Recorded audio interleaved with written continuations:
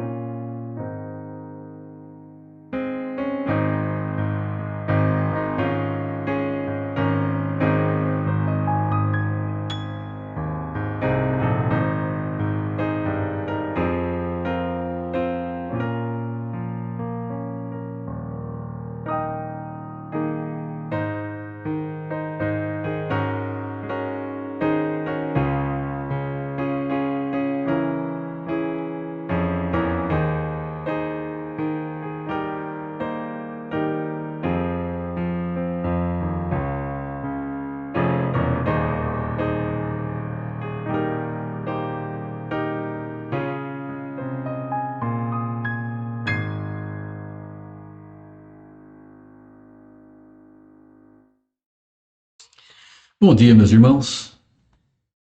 Eu vou fazer a leitura da carta de Paulo aos Filipenses, capítulo 2, os versos de 1 a 4.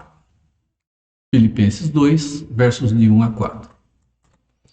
A palavra do Senhor diz assim: Se há, pois, alguma exortação em Cristo, alguma consolação de amor, alguma comunhão do Espírito, se há entranhados afetos e misericórdias, completai a minha alegria, de modo que penseis a mesma coisa, tenhais o mesmo amor, sejais unidos de alma, tendo o mesmo sentimento. Nada façais por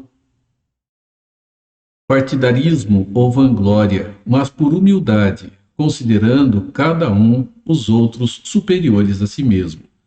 Não tenha cada um em vista o que é propriamente seu, senão também cada qual o que é dos outros. Amém.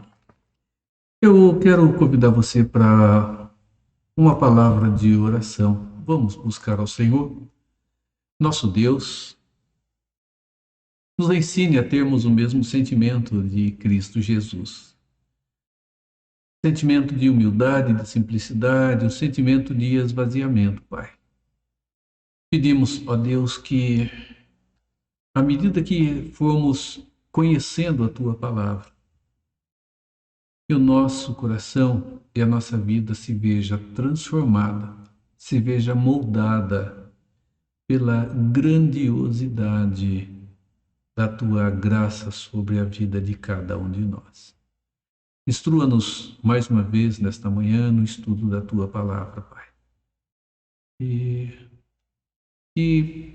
pensemos um pouco mais sobre o Jesus presente, o Emanuel, o Deus conosco. É o que nós pedimos, ó Deus, na certeza da Tua iluminação, em nome de Jesus. Amém. Meus irmãos, nós vamos louvar ao nosso Deus, hino 233 do Inário Novo Cântico, Pastores no Campo. E depois voltamos para estudar a palavra do Senhor.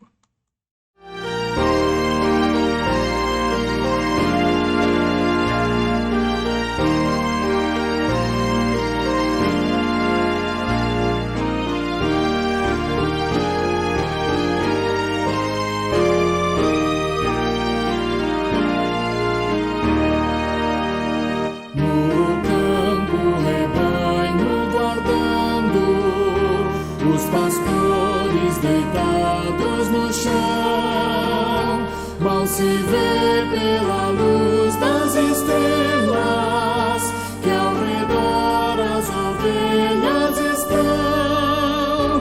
De repente um clarão tudo envolve, quando lá das alturas dos céus desce um anjo fulgente de glória, cantando em louvor de Deus.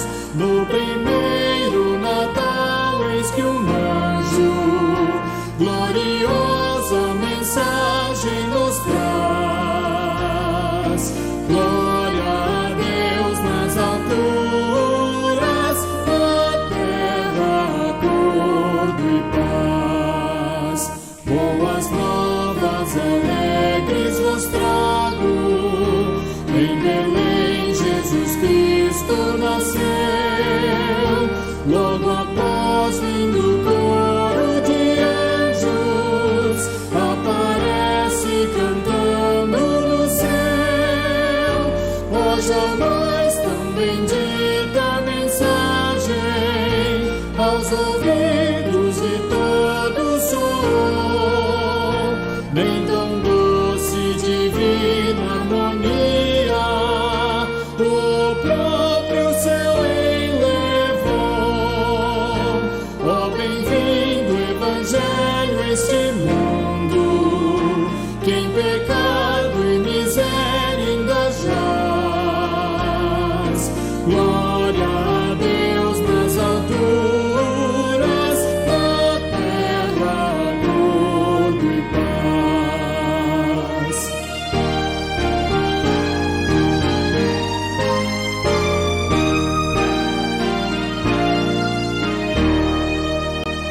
A cidade vão logo os pastores, para verem de perto Jesus. No presépio o menino contemplam, e do mundo é ali de uma luz. As estrelas parecem unir-se ao celeste conjunto a cantar. Em Belém de Davi a cidade, nasceu quem vos vem salvar. Como cantam e cremos que nunca desse campo viremos assaz.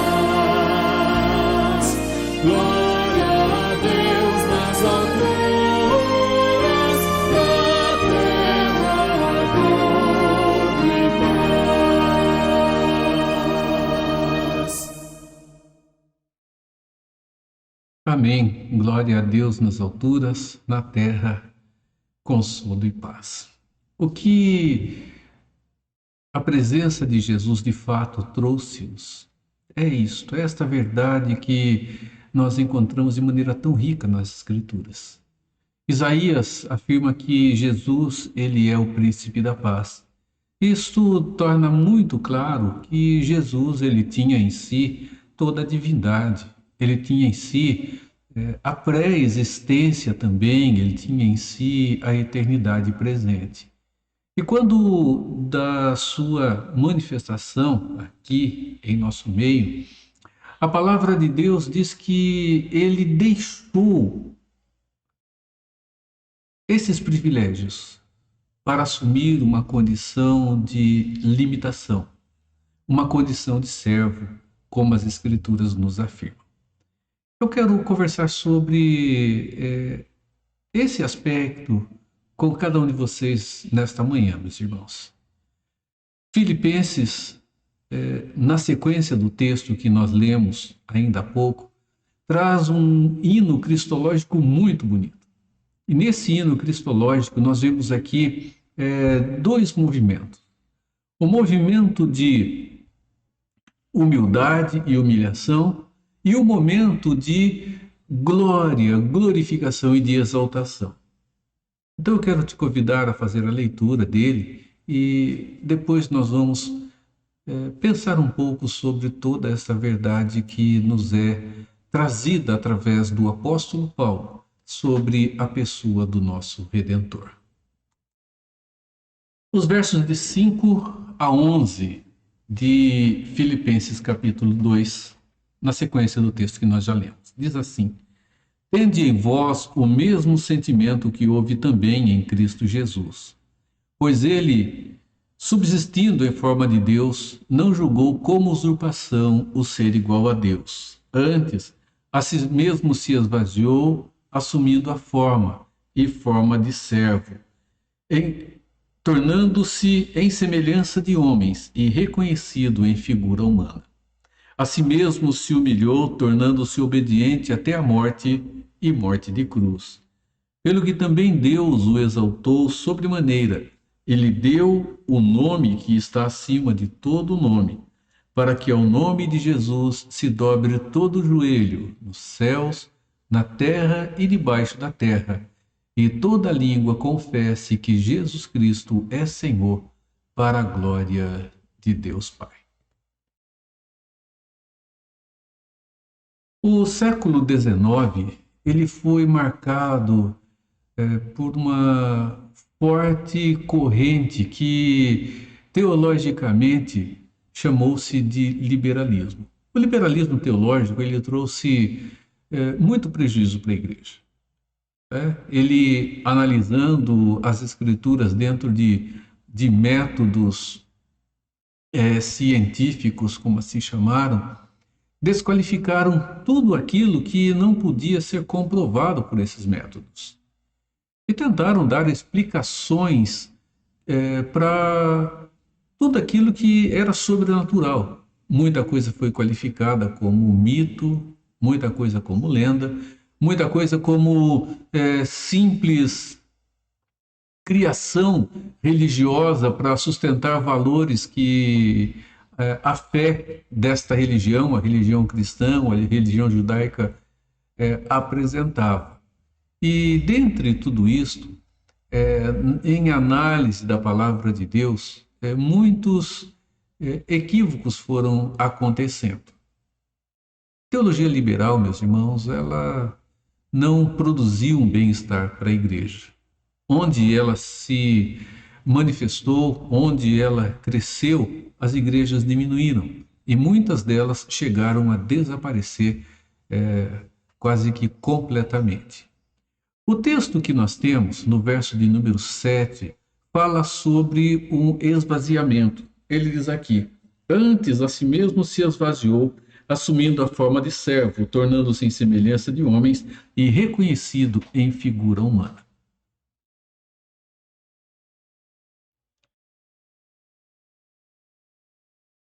Meus irmãos,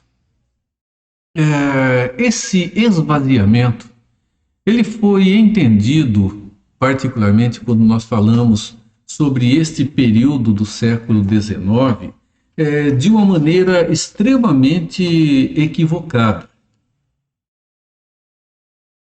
Nesse século, né, entre os teólogos liberais na Alemanha, surgiu uma teoria chamada a teoria do kenosis, que está ligada exatamente ao termo esvaziamento.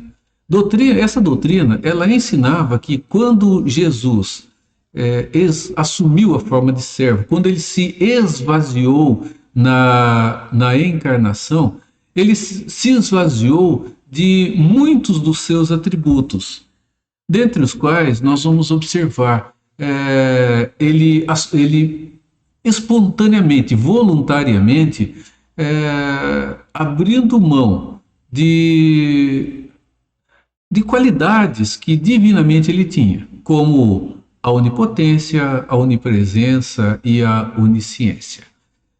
Este corpo doutrinário, esse corpo de ensino,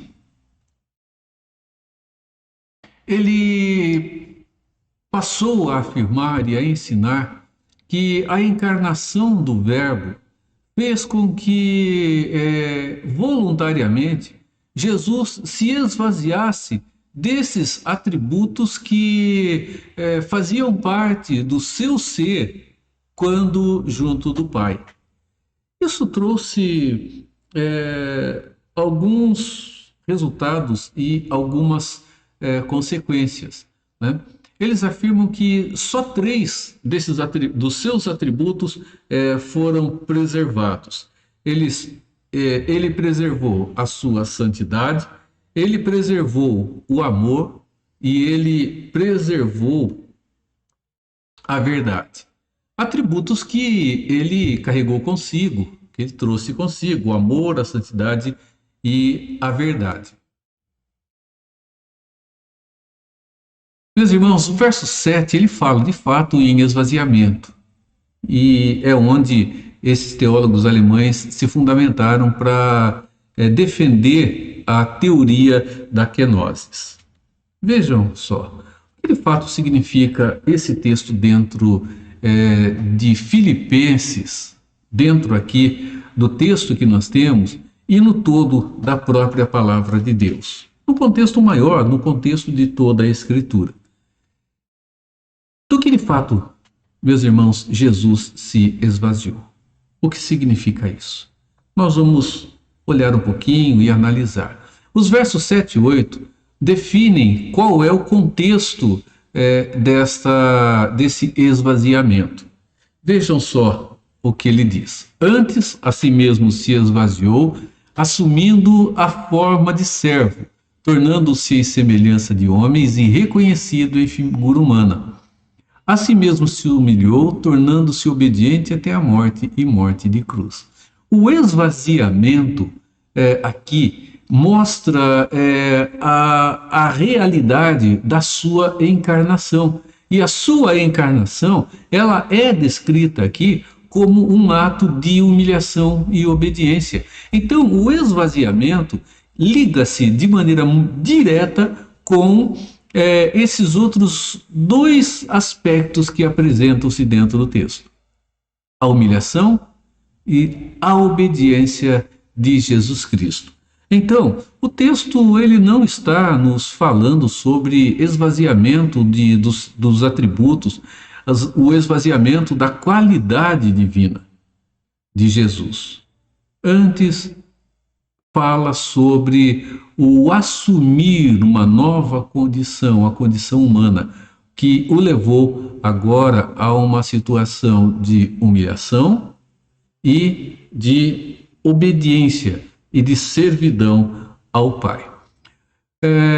Esse esvaziar-se de Jesus, ele corresponde a isso. E foi necessário que ele assumisse essa posição para ser o nosso Redentor, meus irmãos. Jesus mesmo afirma a sua divindade em João. Ele não deixou a sua divindade. Ele não deixou a onipotência, a onipresença e nem a sua onisciência. Absolutamente. Ele continuou pleno em sua divindade e também pleno em sua humanidade, dentro do seu estado de humilhação.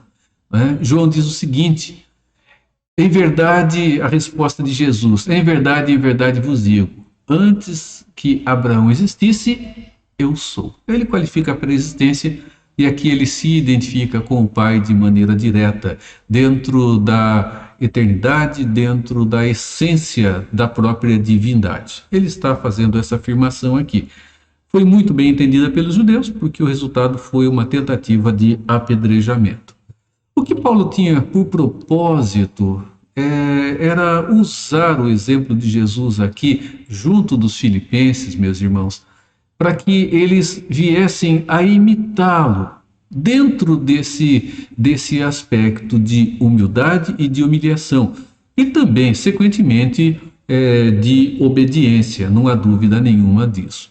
Então, nós vamos ver que uma coisa que é importante: Jesus, ele nunca pediu ou exigiu dos crentes de Filipos que eles abrissem mão dos seus atributos como seres humanos, dos seus atributos como pessoas, e perdessem a sua essência como seres humanos, como pessoas que, tais quais foram criadas por Deus. Ele não fez isso. Esse texto não está trazendo-nos uma afirmação nessa direção. Não é o que nós temos por referência, né? Jesus, se fosse realmente o que esses teólogos alemães estão afirmando, nós teríamos na própria pessoa de Jesus expressão revelada desta realidade e também direcionamento para que pudessem caminhar na mesma direção. Jesus nunca, absolutamente em momento nenhum, fez esse pedido. Wayne Grudem afirma que ele, o apóstolo Paulo, não está pedindo aos filipenses que abandonem sua inteligência, a sua força ou a sua capacidade, tornando-se uma versão inferior do que são. Wayne Grudem fala sobre a encarnação e faz uma comparação dentro desses moldes, dentro desses padrões, dentro desses termos que estão aqui. Assim como Jesus, ele não se esvaziou, abandonando aquilo que ele era e é como Deus, da mesma forma como Paulo aqui não está em momento nenhum afirmando que os crentes de Filipos deveriam abandonar a inteligência, a capacidade, a força, enfim, os aspectos essenciais da sua própria humanidade. O verso 7, então, ele não ensina que Jesus deixou algum dos seus atributos divinos. Não é esse o ensino que nós temos aqui, mas que ele deixou a sua condição privilegiada no céu e, desta forma, ele assume uma nova posição e uma nova condição. Meus irmãos, ele não se apegou às vantagens pessoais de ser Deus. Ele não teve esse apego. E tudo isso porque ele decidiu ser o nosso Redentor. Ele esvaziou-se dessa condição para poder viver como homem, e vivendo como homem, ele fez isso por amor de cada uma das pessoas pelas quais ele veio para morrer. Então vejam só, o nascimento de Jesus nos ensina algumas coisas. E nos ensina algumas coisas, eu quero ligar esse ensinar algumas coisas, meus irmãos, àquilo que o próprio texto nos fala aqui sobre essa relação do esvaziamento. Dentro desse esvaziamento, nós vemos o ato de humilhação, de humildade e de servidão de Jesus. Isso, meus irmãos, nos leva também a aprender algumas coisas com relação a nós mesmos. O apóstolo Paulo ele afirma: tende em vós o mesmo sentimento que houve também em Cristo Jesus. Ter o mesmo sentimento implica também numa relação de esvaziamento. Não é para deixar de ser gente. Não é para deixar de ser humano, não é para perder as características humanas e viver uma realidade transcendental que vá além da realidade da vivência do dia a dia. As Escrituras mostram um caminho completamente diferente, é para viver aqui. E esse viver aqui implica numa relação de humildade, de humilhação e de obediência. Então nós aprendemos, meus irmãos, algumas verdades com o nascimento da pessoa de Cristo Jesus. Esse aspecto que o apóstolo Paulo nos apresenta aqui de uma outra forma.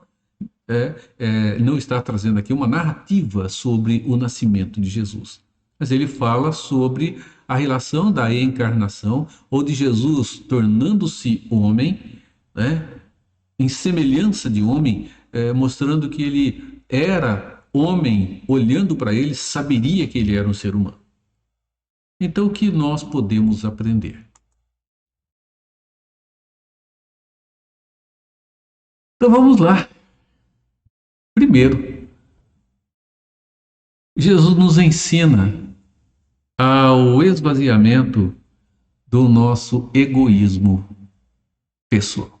Egoísmo pessoal é meio redundante, né? Mas eu coloquei assim mesmo. O esvaziamento do nosso egoísmo. Olhando para a pessoa de Jesus Cristo, irmãos, nós vemos que quando ele abre mão dos seus privilégios como Deus para assumir a limitação como homem, ele esvazia-se de si mesmo. Jesus nos ensina da mesma forma a vivermos essa relação de esvaziamento. Esvaziarmos-nos do nosso egoísmo, desse nosso eu que traz-nos tantas dificuldades e traz-nos tantos prejuízos. Eu quero pensar um pouco, meus irmãos, sobre um movimento que começou já há bastante tempo e que trouxe a nós um massagear muito grande do ego de cada um de nós. Esse ato de esvaziamento de Jesus, ele é muito presente na realidade que vivemos hoje, no que ele deve representar para cada um de nós. Vamos pensar sobre um ensino que chegou até nós, está no nosso meio, e que estava ligado e está ligado diretamente ao movimento chamado movimento da teologia da prosperidade. Esse ensino que tomou uma forma evangélica e se ligou a ela, começa com no meio de um ensino sobre a autoajuda. O ensino da confissão positiva. Nós temos um livro que se tornou muito famoso dentro do nosso país e ele continua sendo editado até hoje, é um manual sobre o pensamento positivo, um livro de um autor chamado Norman Vincent Peale, Poder do Pensamento Positivo. Nós vamos pensar sobre esses aspectos para chegarmos aqui ao movimento do pensamento positivo. Então, o ensino da confissão positiva, que ainda está muito presente no nosso tempo, tem influenciado muito os filhos de Deus com o pensamento de que Jesus ele esvaziou-se dos seus atributos para viver simplesmente como uma pessoa, simplesmente como ser humano, o que resulta em afirmar que há uma grande igualdade entre nós e a pessoa de Jesus Cristo. E que, olhe, que muitos têm afirmado que nós temos a divindade também presente em nós. Como salvos, nós somos uma encarnação de Deus, da verdade divina em nós, porque nos tornamos semelhante a Cristo, que se tornou reconhecido em figura humana. Meus irmãos, dessa forma, algumas afirmações acontecem, e dentro delas está a afirmação de que nós podemos decretar vitórias e bênçãos, e se fizermos isso, elas estarão segura e certamente acontecendo. Segundo essas pessoas, que elas ensinam dentro do pensamento da confissão positiva, nós temos aqui os seguintes pontos.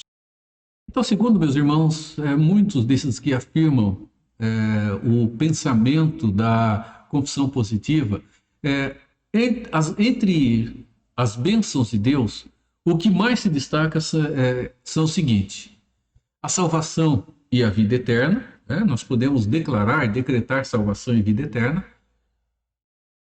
A vitória sobre o pecado e sobre o diabo, nós podemos declarar e decretar.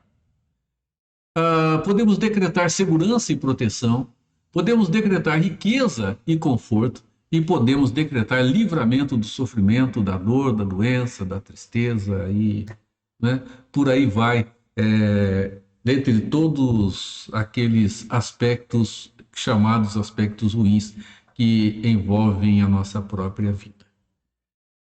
Vamos para a definição aqui de dois termos. Primeiro, nós vamos definir o que é o movimento do pensamento positivo. uma breve definição dentro de uma citação.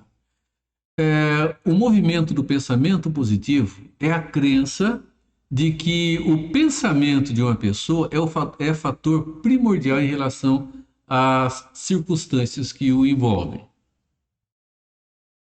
Isso significa que que em ter pensamentos positivos, todas as influências e circunstâncias negativas elas serão vencidas. O movimento do pensamento positivo que o Norman Vincent Peale traz a nós, mas ele não é o único. Temos aí muitos outros que tratam sobre isso, né? É a ideia de que a nossa palavra ela é poderosa. Então, o movimento do pensamento positivo, ele não é um movimento essencialmente cristão ou evangélico. É um movimento que está mais presente e forte dentro do pensamento da autoajuda. Você pode se ajudar. E como você pode se ajudar? Tendo pensamentos positivos. Os pensamentos positivos, eles gerarão resultados positivos. E tudo aquilo que é influência e circunstância negativas vão ser vencidas e elas serão afastadas. Nós observamos isso na prática do dia a dia, quando se fala em enviar pensamento positivo, força positiva, e isso gerar resultado. Não faz muito tempo, eu ouvi uma pessoa do nosso meio, não nosso meio aqui cidade, mas do nosso meio, não, nem do nosso estado ela era. E ela pedindo que se orasse por uma pessoa que estava adoecida, e ela pedia para que se mandasse muita força positiva, tivesse muito pensamento positivo, para que esses pensamentos positivos gerassem coisas boas na vida daquela pessoa. Irmãos, isso está dentro do nosso meio, isso está presente dentro do pensamento do nosso povo. A ideia de que pensar positivamente trará resultados positivos.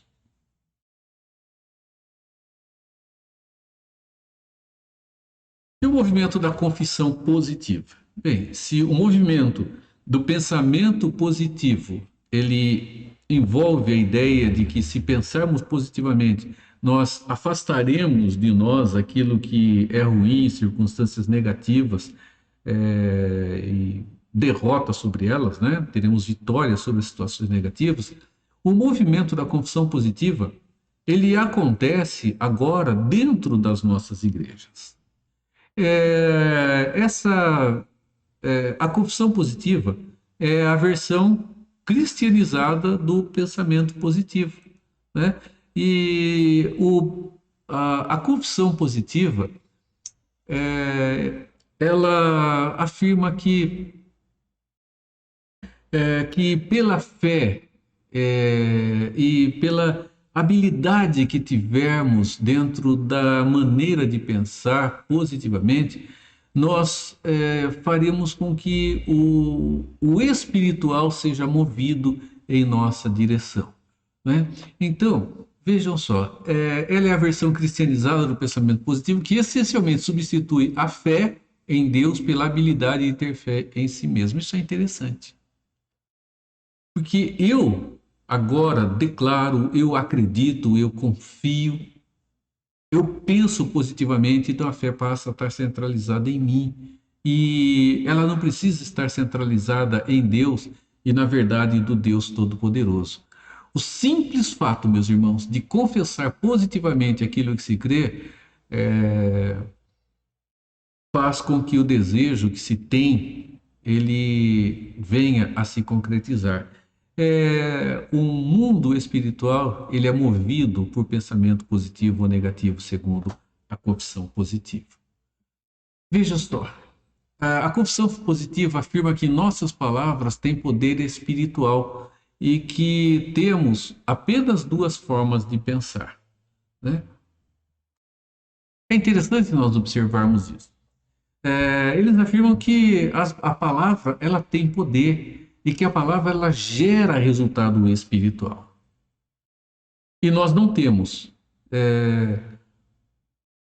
outra forma de pensar a não ser duas. Ou o nosso pensamento ele é positivo ou ele é negativo. Ou pensamos positivamente ou pensamos negativamente. Meus irmãos, alguns livros que existem, eles fazem afirmações sobre o pensar de maneira positiva ou de maneira negativa. Não é? Eu recebi há alguns anos, pelo correio, um livretinho e ele diz, o título dele é Sua Palavra Tem Poder. E ele cita ali alguns exemplos, né? Exemplos, segundo ele reais. E em um dos exemplos, por exemplo, ele afirma que uma pessoa, ela afirmou, né? Disse que queria que o marido morresse, naquela hora de raiva, alguma coisa assim. Né? Disse, eu quero que você morra. Né? E ela não repreendeu essa palavra. O resultado é que o marido saiu de casa, sofreu um acidente e morreu. E negativamente, esse livretinho ele vem listando exemplos dessa forma. Significa que aquilo que nós dizemos, né, a sua palavra tem poder. Aquilo que dizemos, nós devemos ter cuidado porque elas atraem realidades do mundo espiritual e isto traz resultados sobre a nossa própria vida, sobre a nossa própria existência. Nós continuamos aqui. Se falarmos positivamente, atrairemos tudo que for positivo e bom para nós. Se falarmos negativamente, da mesma forma, atrairemos o que é negativo e o que é mal. Não é? É interessante isso. Né? Por exemplo, tem algumas coisas que nós não podemos dizer. Né? Se nós dissermos, se alguém disser, por exemplo, eu sou pobre, ele nunca vai atrair nada que o possibilite ser uma pessoa diferente daquele estado que ele está. Então, ele nunca vai atrair nada que o possibilite sair do seu estado de pobreza. E se ele afirmar, né, eu não sou uma pessoa pobre, eu sou uma pessoa rica, e declarar isso, ele vai agora atrair em sua direção tudo aquilo que o possibilite se tornar uma pessoa rica. Meus irmãos, né? É aquela situação. Você nunca olhe para a sua conta do banco, pegue lá a sua conta bancária e diga, né? Ou continha medíocre, ruizinha, ou continha tá no vermelho, ou continha que não cresce, ou alguma coisa assim. Nós temos que dizer, olha, hoje estou sem, o meu saldo não é alto, mas eu sou rico. A riqueza me acompanha, ou alguma coisa assim. Se você chegar aí e se lamentar pela pobreza, você nunca vai atrair nada que traga a você a possibilidade de mudar a sua situação financeira. A mesma coisa com relação à saúde, com relação à família, com relação aos relacionamentos, em relação a tudo, a todas as coisas. Dentro da teologia da prosperidade, onde a confissão positiva está ligada, afirma-se que, como filhos de Deus, os salvos têm à sua disposição as bênçãos do Pai. É aquela situação de eu sou filho do rei, se eu sou filho do rei, tudo do seu reino está à minha disposição, basta que eu tome posse. Né? Sou filho do rei, são muitas expressões que a gente encontra por aí hoje. né? Não sou não sou dono do mundo, mas sou filho do dono, né? E algumas expressões assim. Tudo está à minha disposição. Deus é o meu Pai, sou filho de Deus, então, como salvo, tudo está à minha disposição. É só desfrutar de cada um desses valores e dessas bênçãos. Basta que agora queira acessá-las e desfrutar de cada uma delas através da fé. Fé em si. Eu creio, eu posso. Eu tenho fé, eu consigo. Eu tenho fé, as coisas se realizarão. Jim Elliff, escrevendo um livrinho sobre a fé, ele diz que isto se chama ter fé na fé. Tem pessoas que têm tanta fé na sua fé que acreditam que, pela fé que tem na fé, as coisas acontecerão. Ele chama esse tipo de fé inútil. Filipenses 4,13 é usado para fundamentar esse pensamento. O apóstolo Paulo ali diz: tudo posso naquele que me fortalece. Meus irmãos, é impressionante que esse texto do apóstolo Paulo, ele é usado só dentro desse contexto menor. Vamos lembrar o que é que Paulo está dizendo lá no capítulo 4, quando ele diz que tudo ele pode naquele que o fortalece? Isso não tem nada a ver com a nossa fé. Eu posso, porque Cristo me fortalece, então eu posso vencer a doença, vencer o diabo, eu posso vencer a pobreza, eu posso vencer as oposições, não é? Porque eu tenho fé, ele me dá essa condição, eu vou vencer tudo isso. O apóstolo Paulo diz: eu aprendi a viver contente em toda e qualquer situação. Tanto se está honrado como desonrado. A viver na pobreza, a viver com abastança. A viver em situações fáceis e situações ruins. Ele disse: eu posso viver contentamento em todas essas situações. Vejam, ali há um contraste de situações boas e situações que não são boas. Ele disse: eu aprendi a ter contentamento quando eu tenho e aprendi a ter contentamento quando não tenho.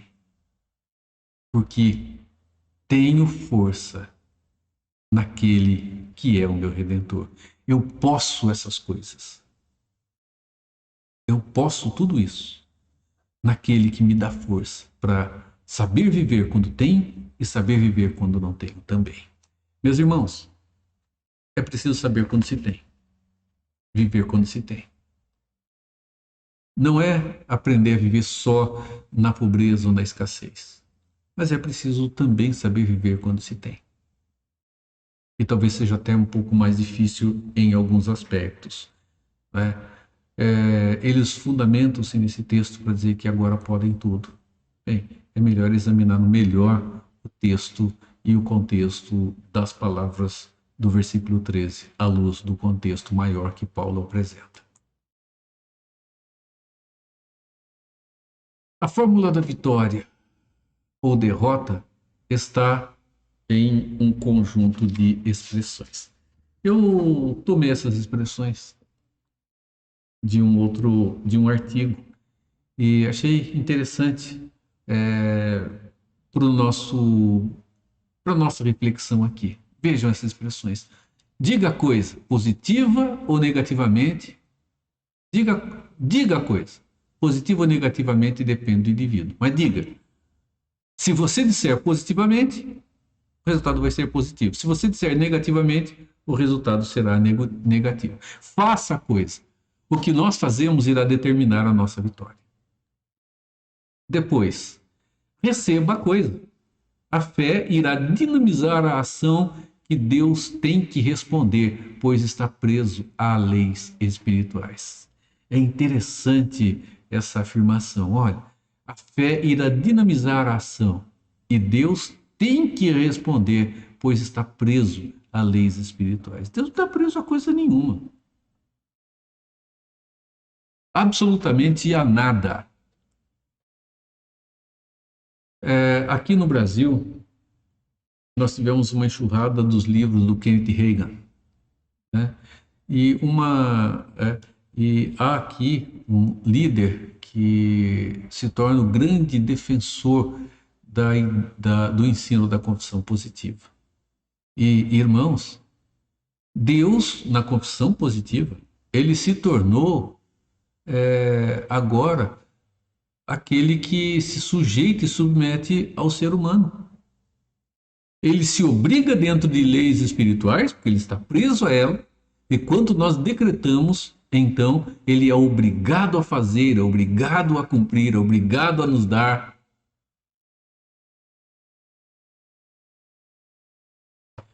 Meus irmãos, é até vergonhoso pensar em Deus dessa forma. Deus sujeito à mediocridade do ser humano. O Deus grandioso, eterno, perfeito, justo em todo o seu ser. Mas vamos continuar aqui. Conte a coisa, para que outras pessoas possam crer, né? Como se agora, entre aspas, o testemunho pudesse gerar mudança na vida das pessoas. Irmãos, o que gera mudança na vida das pessoas é o Espírito Santo de Deus fazendo com que haja regeneração e que faça com que a vida gerada se manifeste. E que daí, através da palavra, Deus chama a fé. Ele chama a fé e chama ao arrependimento. É quando acontece a conversão. Então, o testemunho de alguém pode ser muito bonito, mas não vai passar, meus irmãos, de um testemunho de algo que Deus fez em sua vida. Isso não vai levar pessoas a crer em Deus no sentido de salvação. Houve casos até em que deboches aconteceram, né? Nós observamos tantas e tantas vezes as pessoas viram o próprio Deus realizando milagres. Jesus realizou milagres na cara daquelas pessoas que conheciam a verdade de Deus revelada a elas. Conheciam toda a Escritura que havia sido revelada até aquele instante. Qual foi o resultado? Muitos zombaram, muitos debocharam. Muitos quiseram, ao invés de crer, até mesmo matar Jesus. E foi exatamente o que aconteceu. Então, dar o testemunho para que pessoas tenham transformação de vida. Irmãos, transformação de vida acontece na ação do Espírito em cada coração e na atitude pessoal de tomar nova direção na vida. Todas essas ferramentas Deus sim concede. Mas devemos falar do que Deus tem feito por nós? Devemos. Mas não simplesmente sair dizendo que fez um milagre aqui ou um milagre ali. Mas o maior de todos os milagres que nos dá condição de continuar vivendo, quer outros milagres aconteçam ou não em nossa vida, segundo o que tem sido o conceito do milagre no nosso tempo. Tudo isso representa a profunda arrogância espiritual, não há dúvida nenhuma. O ego insuflado por esses conceitos são absolutamente equivocados. Jesus está ensinando o contrário. Ele ensina a submissão e a humildade com o seu esvaziamento. Então, nesse primeiro ponto, nós vamos ver, meus irmãos, que Jesus está ensinando-nos que nós precisamos nos esvaziar do nosso egoísmo, do nosso egocentrismo, dessa nossa arrogância de dizer que Deus é obrigado a nos dar, dessa nossa suposição de achar que nós sabemos tudo e que nós conhecemos tudo aquilo que nós precisamos de fato. Falta humilhação, falta humildade e falta em nós obediência. Segundo lugar, então, o esvaziamento do nosso ego no trabalho do reino de Deus. Meus irmãos, claramente as Escrituras nos afirmam que nós somos chamados para o serviço. Deus deixa claro em sua palavra que fomos chamados à salvação pelos méritos de Cristo e não pelos nossos próprios méritos. Não há dúvida alguma disso. E Deus tem chamado os seus filhos para trabalhar no reino. Irmãos, não há absolutamente dúvida sobre isso.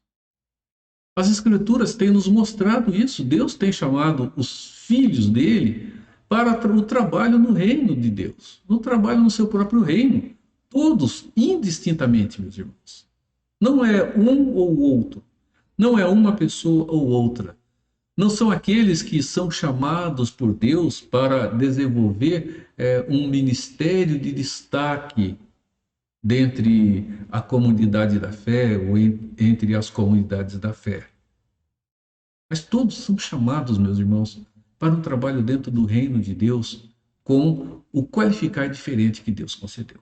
E não há melhor ou pior. Pode haver melhor ou pior dentro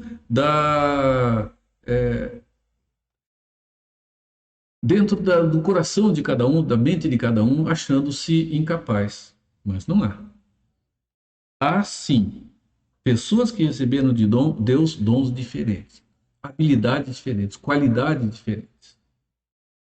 Ou qualificações, eu creio que seria melhor, diferentes para exercer o trabalho dentro do reino de Deus. Então, se nós não nos esvaziarmos do nosso ego, nós vamos ter muita atividade, vamos realizar muita coisa.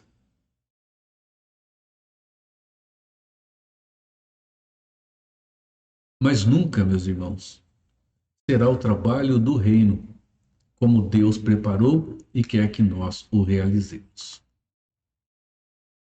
Nosso ego nos atrapalha muito. Então temos visto hoje, meus irmãos, muitas pessoas que têm usado o ministério para desfrutar simplesmente do massagear do ego que se tem. Muitos estão satisfazendo a si mesmos, satisfazendo o seu ego doentio. Muitos fazem isso para manutenção ou para obter autoridade e poder sobre as pessoas. E nós temos visto pessoas fazendo do seu trabalho ministerial um trabalho para realizar os seus projetos egoístas e não projetos autênticos dentro do reino de Deus. E quando a referência é a essas pessoas, meus irmãos, não nos refiramos a pessoas que estão simplesmente assumindo função de liderança, como liderança pastoral, liderança de comunidade, mas todos que dentro do reino de Deus devem trabalhar, e todo trabalho dentro do reino de Deus, ele é desafiador, porque ele tem alvo, tem objetivo.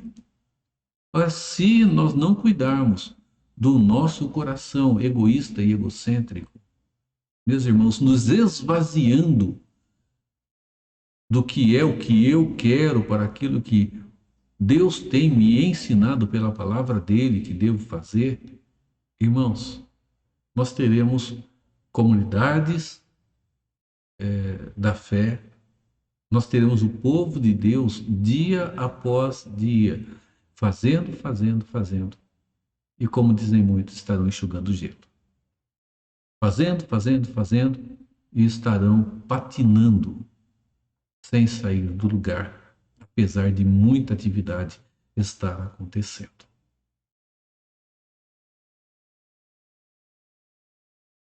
Líderes, meus irmãos, que fazem qualquer coisa para manter posições e funções e cargos. Mais uma vez, o esvaziamento de Cristo nos ensina que Deus, olha só, que Jesus, sendo rico, ele se fez pobre por amor de nós. Olha só.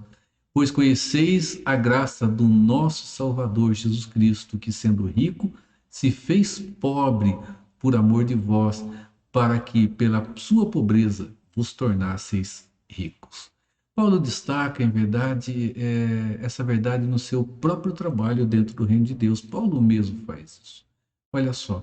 Mas pela graça de Deus sou o que sou, e a sua graça que me foi concedida não se tornou vã.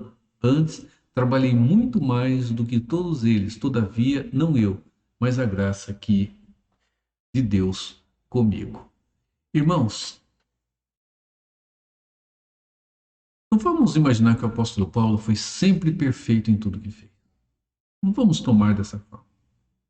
Nós sabemos, olhamos para a vida dele, mesmo depois da sua conversão, e vemos que ele teve dificuldades de relacionamento. Se ele caminha aprendendo em sua vida e desenvolvendo o seu relacionamento com o Senhor, ao ponto de, no seu ministério, ele caminhar amansando o seu coração passo a passo, desfazendo-se do seu ego e desta maneira realizar o trabalho ministerial no esvaziamento de si mesmo e no encher do Espírito Santo que habitava nele. Chegou ao ponto de dizer: sejam meus imitadores, como eu sou imitador, como eu sou um imitador de Cristo Jesus. Vamos lá para o terceiro e último ponto. Nós falamos sobre o esvaziamento do ego no trabalho do reino. Agora, vamos tratar um pouquinho dos nossos sentimentos? Os nossos sentimentos egoístas, egocêntricos, os nossos sentimentos que tentam nos engolir mais e mais a cada dia. Meus irmãos, no capítulo 4, ele fala sobre duas irmãs, sobre Evódia e Síntique. Hoje, olhando pessoalmente para a vida de cada um de nós, nós estamos mais parecidos com Jesus ou com Evódia e Síntique?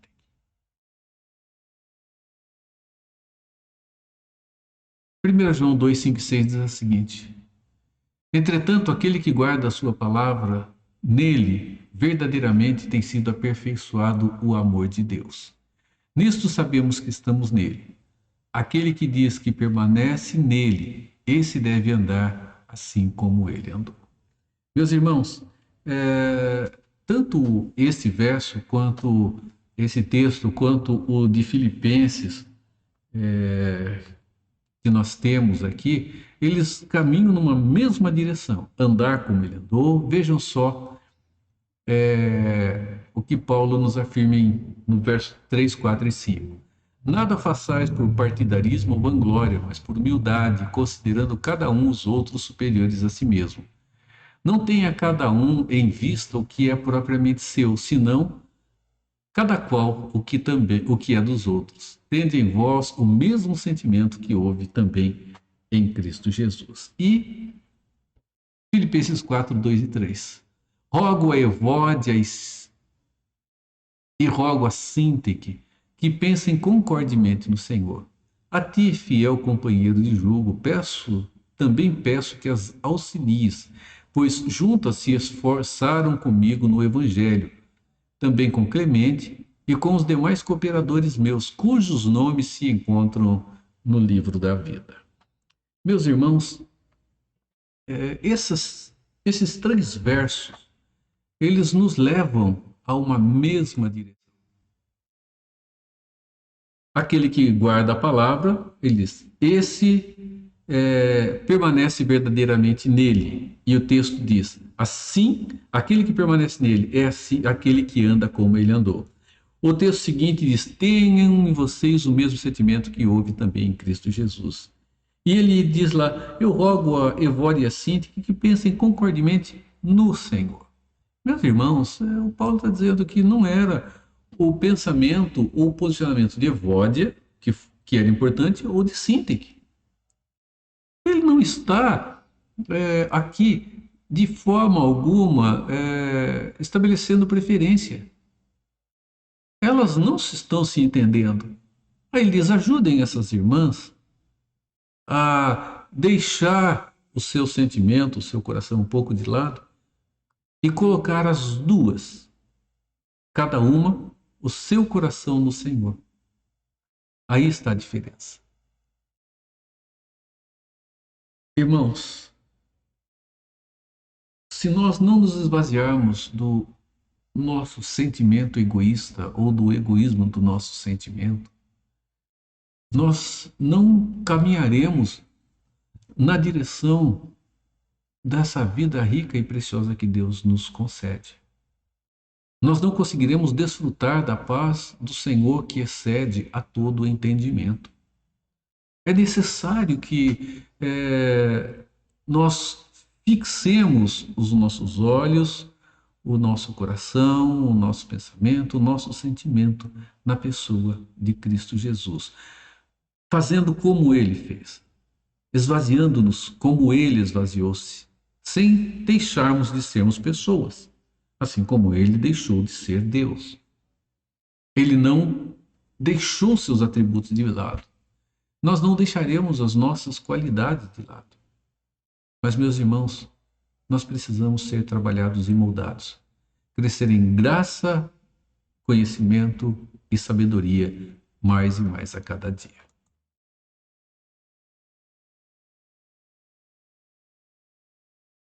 Tantos são os momentos em que agimos como essas irmãs e não como a pessoa de Cristo Jesus, meus irmãos. Nós somos egoístas, queremos que o mundo gire ao nosso redor.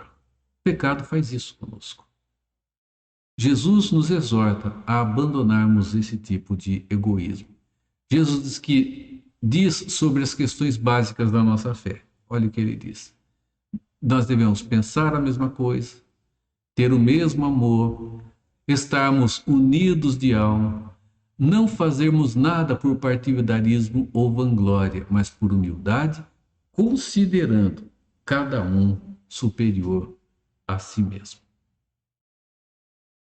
Irmãos, nós precisamos estar cheios de Cristo para nos esvaziarmos de nós mesmos. O que o Natal nos ensina? Olhando para o texto de Filipenses, capítulo 2, do verso 1 ao verso 11. Ele nos ensina, meus irmãos, que, a exemplo de Cristo, nós devemos nos esvaziar. Nós devemos nos esvaziar do nosso egoísmo pessoal,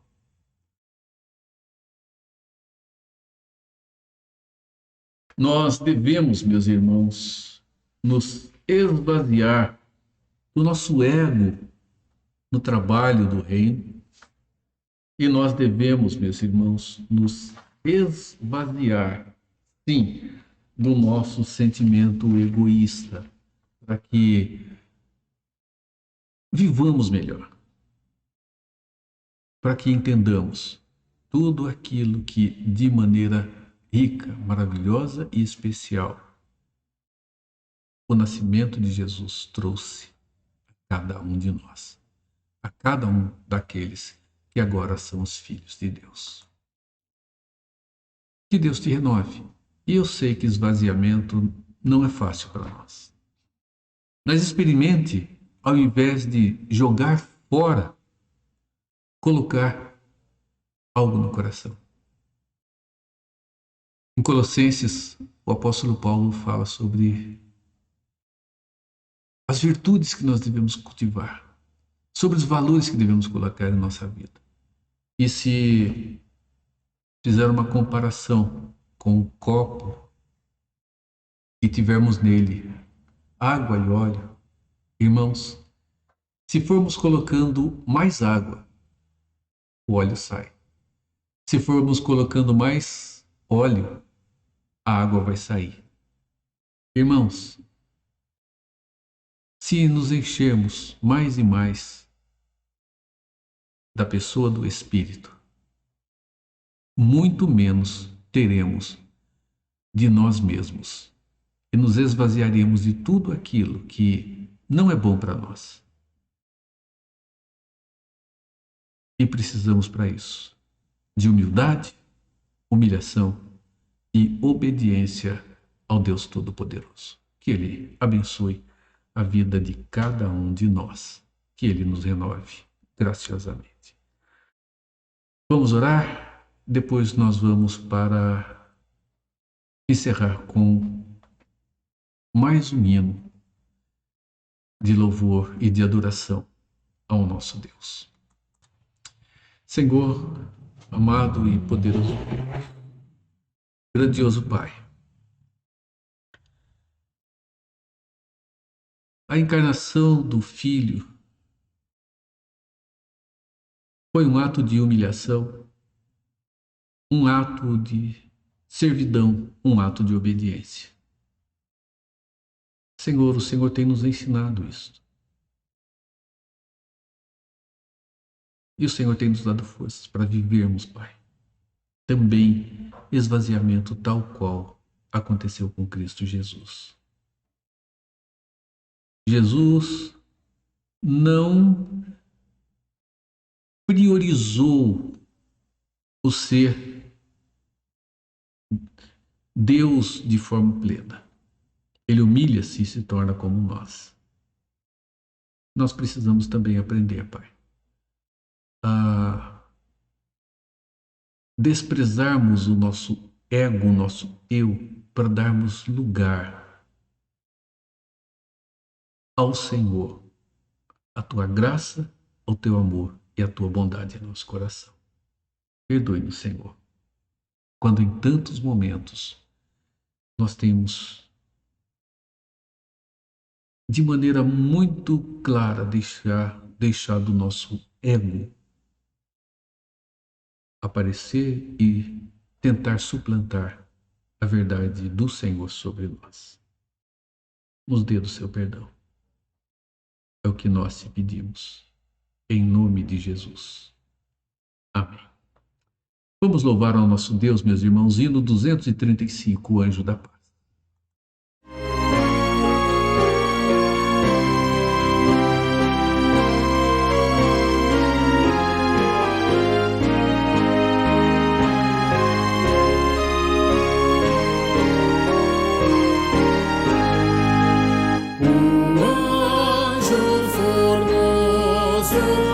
Desceu das alturas, na fresca do sul.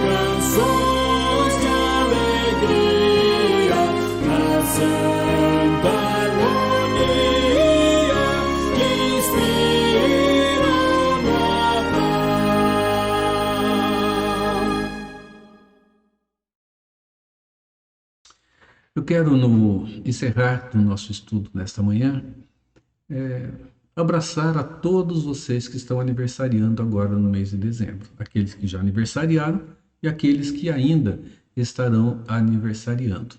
E homenagear a vocês com esse hino lindo que nós vamos ouvir agora sobre o aniversário.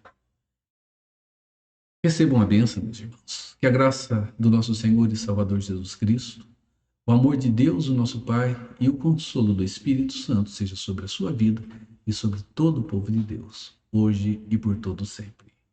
Amém.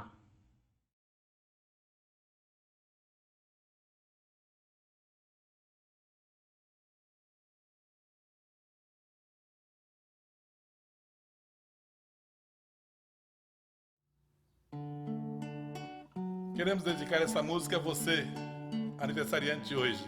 Deus te abençoe. Parabéns pra você. Parabéns pra você.